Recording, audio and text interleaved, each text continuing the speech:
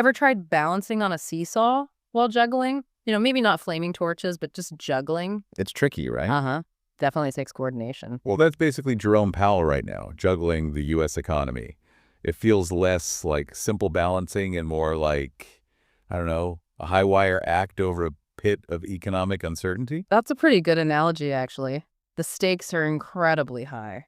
And what a week it's been. The huge news, the thing everyone's talking about is the Fed signaling 2 more rate cuts in 2025. That's the headline grabber for sure. Yeah, on the surface you hear rate cuts, you think easier money, maybe happy markets. Typically, yes. But here's the twist, the part that makes you go, In the same announcement, they actually raised their GDP growth forecast for this year. Right. Rate cuts and predicting stronger growth. That's not the usual script, is it? Not at all. It feels almost paradoxical. It definitely demands we take a much closer look. It's anything but typical, you're right. This situation really highlights the central tension the Fed's grappling with. It challenges a lot of traditional economic thinking. How so? Well, they're caught between this inflation that just won't quite go away, right? It's proving much stickier than expected. Stubborn. Very stubborn. And then there's their other job, keeping employment as high as possible. The dual mandate. Maximum employment, stable prices. Yeah. The classic balancing act. Exactly.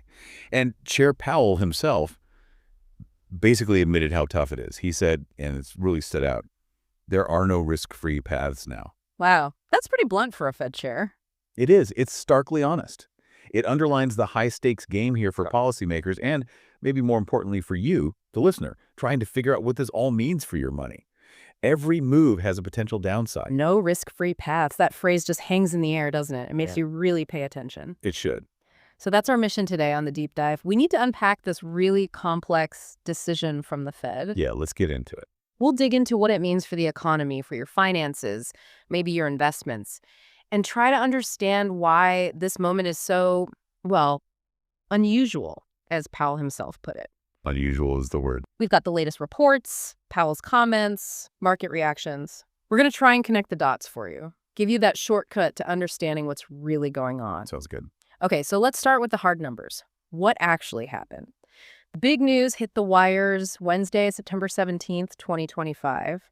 The Fed made its move. Yep, they cut their main interest rate, the federal funds rate, by 1/4 percentage point. 0.25%. Seems small, but it's significant. Oh, absolutely. It was widely expected. But it's a concrete shift. It's not just talk. And where does that put the rate now? That brings the target range down to 4.00% to 4.25%. Okay, 4 to 4.25%. And importantly, this is the first rate cut of 2025. It kicks off what economists are calling a new easing cycle. Easing cycle, meaning they're starting to make borrowing cheaper, stimulate things a bit. Essentially, yes. Making money less expensive, more available. It follows a period, the first part of this year, where they basically just held rates steady, watching things. Right, they were on pause for a while there. Exactly. And remember, they already cut rates quite a bit in 2024, a full percentage point, actually. Yes, 100 basis points last year. So this isn't totally out of the blue, but it's restarting that downward trend. Precisely. It signals they're moving further away from that really tight, restrictive policy they had before, trying to find a more maybe neutral ground. Gotcha. And when we talk about where the Fed might go next, we have to mention the infamous dot plot. Yes, the dot plot. Everyone loves the dot plot. It's kind of like the Fed's treasure map, right? Except the treasure chest keeps moving. Laughs. That's Yeah. one way to put it. It's a chart they release quarterly, showing where each individual Fed official anonymously thinks interest rates should be over the next few years. So each dot is one person's forecast. Correct. And it's a key tool for markets trying to guess what the Fed's collective thinking is, where they might be headed. Traders absolutely pore over it. So what did this latest treasure map dot plot show? Well, the really interesting thing is the median estimate, the middle dot, essentially now points to 2 additional quarter-point cuts before the end of 2025. 2 more cuts this year, on top of the one they just did. Yeah, that's what the median projection suggests. It shows a clear consensus, at least in the middle view, for more easing ahead, making money cheaper. Okay, so if that path holds, where would rates end up by year end? Following that median projection, the benchmark rate would land somewhere in the range of 3.50% to 3.75%. 3.5 to 3.75%. Which is actually lower than what they were projecting back in June. Their June median was 3.9%. So they've become a bit more dovish. More inclined to cut rates than they were just a few months ago. Seems that way, yes. The median shifting down suggests a collective adjustment in their outlook, seeing a need for slightly more stimulus. Interesting. And what about further out? Did the dots give any clues about 2026? Yeah, looking further ahead, the median official still projects one additional rate cut in 2026, and that part was actually consistent with their June forecast. Okay, so a slightly faster pace of cuts this year, but the longer-term view hasn't changed dramatically. It's like, we need to ease a bit more now, but the overall destination is similar. That seems to be the message, yes. Give the economy a bit more breathing room now. And how did this line up with what the market was expecting before the announcement? Was it a surprise? Not really a huge shock. According to Bloomberg data, markets were already pricing in something like 2, maybe 3 rate cuts for 2025. So the Fed basically confirmed what traders were already thinking. Largely, yes. It aligned pretty well with expectations. But confirmation itself can be a powerful market mover, reduces uncertainty. True. Okay, so rate cuts are projected. But what about the Fed's view on the economy itself? That summary of economic projections, the SFP. Right, the SFP. And this is where things get complicated. Yeah. Maybe counterintuitive. How so? The Fed actually raised its projection for economic growth, for GDP, at the end of this year. Wait, raised GDP forecasts while cutting rates and projecting more cuts? Exactly. That seems backwards. Usually you cut rates because growth is slowing down, right? To prevent a recession. That's the textbook case, yes. Cutting rates while also saying you expect stronger growth. It suggests a very nuanced, maybe even contradictory view of what's happening. It definitely goes against the simple cause and effect we usually assume. So what's the thinking there? Are they seeing something weird? Like maybe current strength but future weakness? Or are they trying to get ahead of something? That's the puzzle. Maybe they see underlying resilience now but anticipate headwinds later. Or perhaps they feel the current rate level, even after this cut, is still restrictive enough that they can ease slightly without overheating things, especially if growth is looking better than expected. It's complex. Okay, so GDP forecast up. What about inflation and unemployment? Did those forecasts change? Those were held steady. So the projections for inflation and the unemployment rate didn't really change from the June SEP. So growth looks better, but inflation and unemployment still kind of where they thought they'd be. Still problems to watch. Precisely. Those persistent issues, getting inflation fully down, keeping the job market healthy, they remain very much on the radar, creating this really mixed picture. But wasn't there something specific about jobs in this statement, even if the forecast number didn't change? Yes. Good point.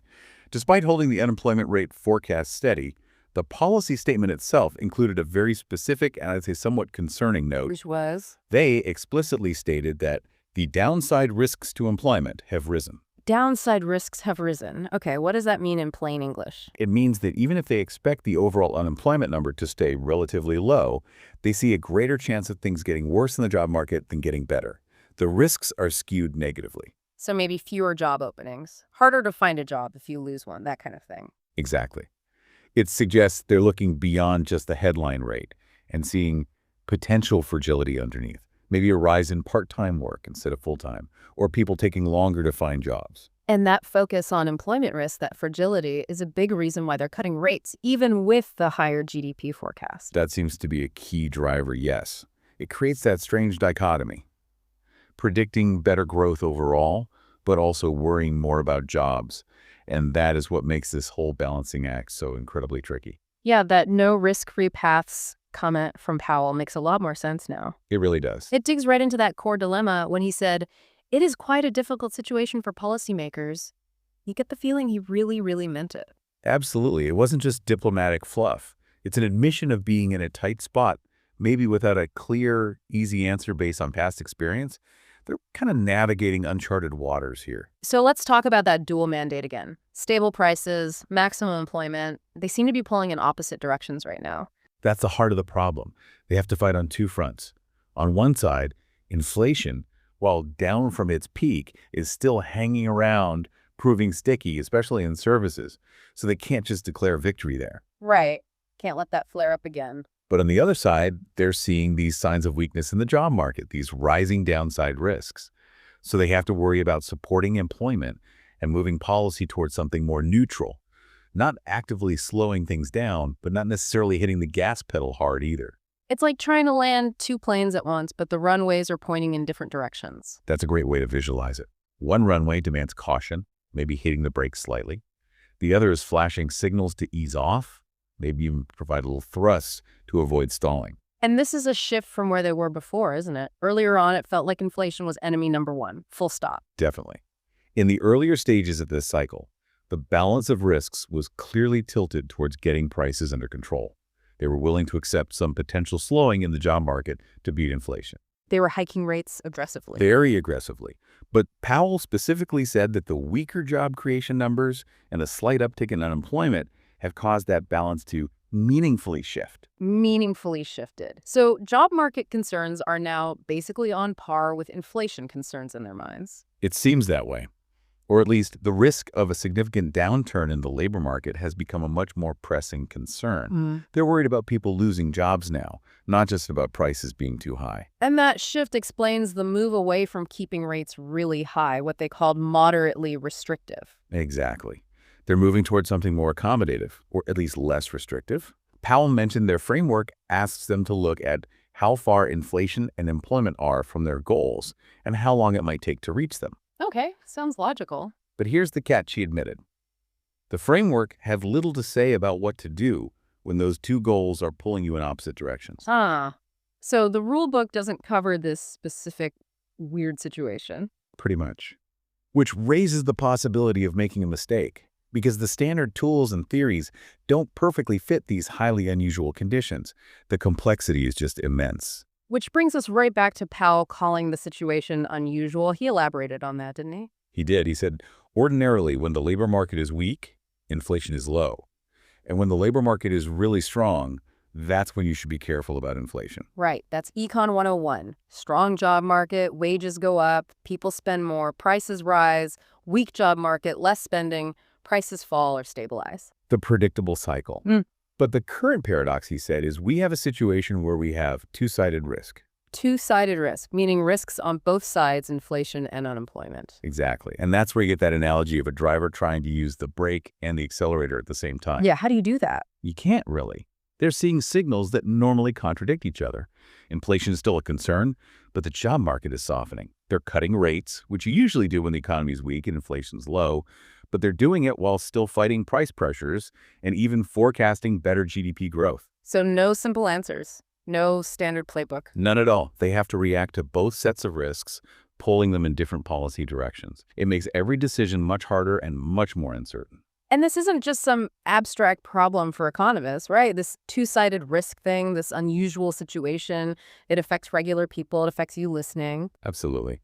Because if the signals are mixed for the Fed, they're mixed for everyone. It makes it harder to plan, harder to invest, harder to know what's coming next for the economy, for your job, for your savings.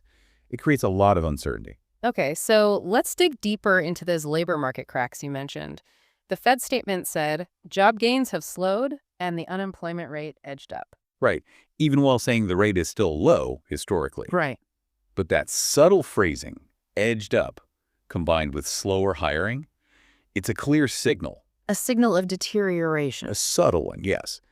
But maybe the most telling thing was the language change. What language change? In previous statements, they often described the labor market as solid. They dropped that word this time. They stopped calling it solid. That seems intentional. Oh, highly intentional. The Fed chooses its words very carefully, moving away from solid to highlighting slowing gains and an edging up unemployment rate that tells you their perception is shifted. They're seeing less strength, more caution is warranted. It's like a yellow warning light starting to flash. Good analogy. And this isn't brand new from Powell either. Remember back in January he made that comment? Remind me. He said something like, if you have a job, it's all good. But if you have to find a job, hiring rates have come down. He was already seeing a split back then. Right, harder for job seekers even if employed people felt secure. And in the latest press conference, he added that it's gotten even worse since then. Worse since January. Oof. Yeah. So it paints a picture of a labor market that's becoming less dynamic, maybe tighter for people trying to get in or move around. Okay, so if the job market is showing these cracks and we know inflation is pinching budgets for a lot of people, how is the overall economy still strong enough for the Fed to raise that GDP forecast? It doesn't quite add up. That's the key question, isn't it? And the answer seems to be this idea of the American consumer paradox, or maybe better put, a tale of two economies when it comes to spending. A tale of two economies, meaning rich versus poor. Essentially, yes. While overall consumer spending looks okay, if you scratch beneath the surface, there's a huge split. Okay, tell me more. We've got data from Moody's Analytics from Mark Zandi, their chief economist. He points out that the bottom 80% of earners, people making less than about $175,000 a year, their spending is barely keeping up with inflation. So most people are just treading water, running in place. Pretty much. They're not getting ahead. They're just trying to manage rising costs for basics, food, rent, gas. Any growth isn't really improving their lives. It's just a struggle to maintain the status quo, maybe by using savings or taking on debt. That sounds pretty fragile for the vast majority. It is. But contrast that with the top 20%, they are significantly increasing their spending. So the wealthy are powering the spending train. That's exactly what Zandi says. He says the U.S. economy is largely powered by the well-to-do. It's not a small difference. It's the main engine right now, and it masks the struggles lower down. Why are they able to spend so much more? Well, often they benefit more from things like rising stock prices, higher home values, their assets appreciate. They also might have higher wage growth in their specific fields. They're more insulated from the daily pinch of inflation on necessities. So the spending is really concentrated at the top. Incredibly concentrated. Get this, the top 10% of income earners alone account for almost half, 10% of all consumer spending in the U.S. Wow. Nearly 50% of spending from just 10% of the people. Yeah. It creates this very lopsided dynamic, as the analysis puts it. Consumption looks unbothered for the wealthy, but it's more cautious shopping for everyone else. People are carefully watching every dollar. That doesn't sound like broad-based, sustainable strength. Exactly. And it creates a big risk. Zandi warns that if these affluent consumers suddenly decide to pull back, maybe the stock market dips, maybe sentiment just changes, then the economy has a big problem. Because there's no buffer from the other 80% to pick up the slack. Precisely. If the main engine sputters, the underlying fragility of the broader consumer base gets exposed very quickly. The whole thing could slow down fast. It's built on a narrower foundation than the headline numbers suggest. And are there other things dragging on the economy besides just this consumer split? Yes, definitely. There are broader headwinds. Gregory Dacko over at EY Parthenon points to tariff pressures becoming increasingly visible. Tariffs, like taxes on imported goods. Exactly. And he says these are leading to volume declines in some retail sectors because households, especially lower and middle income ones, just can't absorb the higher prices. So tariffs are actually hitting people's wallets, making them buy less. Seems so. It's not just abstract policy. It's making everyday stuff more expensive, forcing cutbacks. Any specific examples of where this weakness is showing up? Bill Adams at Comerica Bank mentioned weakness in, of all places, grocery store sales. Grocery stores. That's basic necessities. Right. He sees that as a clear sign that lower and middle income folks are retrenching, pulling back even on essentials because their budgets are so tight, maybe buying cheaper brands, buying less overall. So it really fits that tale of two economies picture. The bottom 80% are cutting back even on food, while the top keeps spending. It lines up perfectly. It shows real constraints are biting for a large part of the population. Okay, so let's recap the mood here. We've got unemployment maybe ticking up, hiring slowing down, inflation still annoying everyone, consumer confidence kind of weak. It sounds pretty challenging out there for the average person. It is. It's a landscape of mixed signals, deep divisions, and real pressure on households. Yeah. And it just underscores how incredibly fine a line the Fed is trying to walk here. Get it wrong, and you could tip into a real recession or let inflation run wild again. Okay, let's pivot back to the Fed itself for a second and that dot plot again. You mentioned the median showed 2 more cuts, but the source material also called the forecasts scattershot. Yeah, scattershot is a good word for it. It implies there wasn't tight agreement. It suggests more disagreements, maybe even formal dissents could be coming down the line. So what did the scatter actually look like? How wide was the range of views? It was pretty wide this time. You had 9 officials predicting 3 cuts this year. That's the median view, but also the largest single group. Okay, 3 cuts. That's fairly aggressive easing. Then you had 6 officials who only saw 1 cut this year. Much more cautious about inflation, presumably. Okay, 1 cut. That's a big difference from 3. And then the outliers. 1 official saw no cuts at all this year. 0 cuts. Still worried about inflation above all else. Seems likely. And get this, 1 official projected 6 cuts for this year. 6. Wow. That's really wanting to hit the stimulus button. It's a huge range. Yeah. And it contrasts sharply with June, when 7 officials actually saw no cuts at all. So the whole distribution is shifted, but it's also spread out quite a bit. That dispersion is fascinating. It really shows they're not all seeing the same picture or drawing the same conclusions. Exactly. It reflects that highly unusual situation Powell keeps mentioning. When the data itself is contradictory, you'd expect intelligent people to interpret it differently and propose different solutions. Did Powell comment on this wide range of views? Did he seem concerned by it? He acknowledged it, yeah. But he kind of framed it as normal, almost expected. He said, it's natural.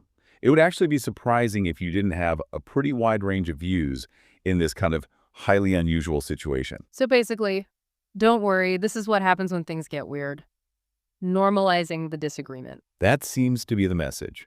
Framing it as a feature of navigating complexity, not a bug or a sign of dysfunction, a pragmatic approach. But these disagreements aren't just abstract dots on a chart. Sometimes they lead to actual dissent, right? Like someone voting against the majority decision. Absolutely. And that happened this time. There was one dissenter. Who was it? And what did they want? It was the newest Fed governor, Stephen Marin. And he actually wanted a bigger cut. He preferred a half percentage point cut, 50 basis points, instead of the quarter point cut they went with. So 0.5% instead of 0.25%. He wanted more aggressive easing. Correct. He was the only one to formally dissent, though. Now, Mirren, his name rings a bell. Didn't he just get confirmed? And wasn't there some talk about his background? Yes, that's right. Our sources note he's described as a White House advisor to President Trump and was, quote, installed on the central bank board earlier this week. Okay. So, a recent appointee with a clear political background, immediately dissenting in favor of a larger rate cut. That definitely raises eyebrows, doesn't it? Especially with talk about Fed independence. It inevitably does. It brings that whole issue of political influence, or the perception of it, right to the forefront. Central banks work very hard to maintain their independence from short-term political pressures. Because their credibility depends on it. Entirely. If markets believe decisions are driven by politics rather than economics, the Fed loses its effectiveness. So this situation, a politically linked appointee dissenting right away for looser policy, it creates tension. How did Powell handle questions about this? About Fed independence and Mirren's dissent? He addressed it directly. He tried to reassure people, emphasizing the Fed's internal culture. He said the culture of the institution serves as a bulwark against outside influence. A bulwark, like a defensive wall. Yeah. And he added, the only way for any voter, meaning voting member of the committee, to really move things around is to be incredibly persuasive based on analysis and data. Essentially saying you have to win the argument on substance. And did he specifically say they maintain independence? He did. He stated very clearly, we are strongly committed to maintaining our independence. It was a direct assertion of their core principle. So he's pushing back against the perception of political influence. But Mirren still dissented. Did Powell suggest others agreed with Mirren, even if they didn't dissent? Interestingly, no. He actually downplayed the notion that many inside the central bank were in favor of a bigger cut. Really? Even with that dot plot showing some people wanted lots of cuts eventually. He specifically asserted there wasn't widespread support at all for a 50 basis point cut today. So he's trying to frame Mirren's view as an outlier, at least in terms of wanting that bigger cut right now. That seems to be the strategy.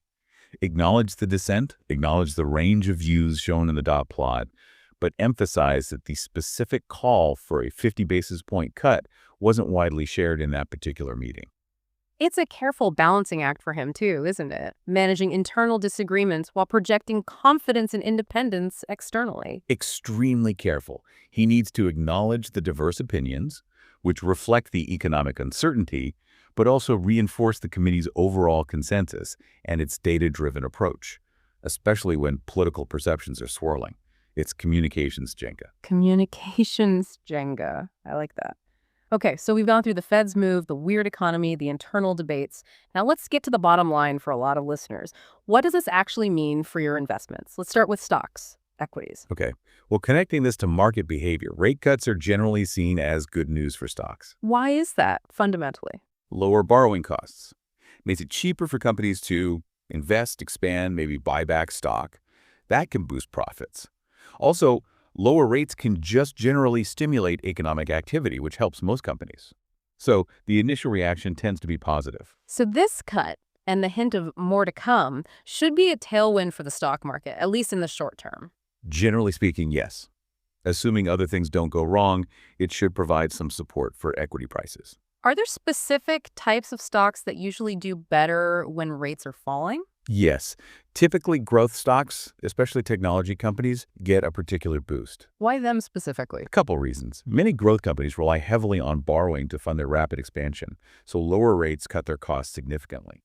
Also, a lot of their value is based on earnings expected far out in the future. When you use lower interest rates to discount those future earnings back to today's value, they look more valuable. Ah, the discounting effect. Makes sense. So tech, maybe some real estate-related stocks, consumer discretionary companies that benefit if people feel richer or borrowing is cheaper, those sectors often outperform. Defensive sectors, like utilities that pay steady dividends, might lag a bit as investors seek higher growth elsewhere. Okay, so potential boost for stocks, especially growth and tech. What about the other side of the portfolio bonds? Rates down usually means bond prices up, right? That's the general rule, yes. When market interest rates fall, existing bonds that pay higher interest become more attractive, so their price goes up. The yield, which moves inversely to price, goes down. So good news if you already own bonds. Could be, yes. Potential for capital appreciation, especially on longer-term bonds, which are more sensitive to rate changes. I sense a but coming. Chuckles. Sense correctly. Yeah. Remember that scattershot dot plot in The Descent? Yeah, the lack of clear consensus. That suggests we should expect increased volatility in the bond market.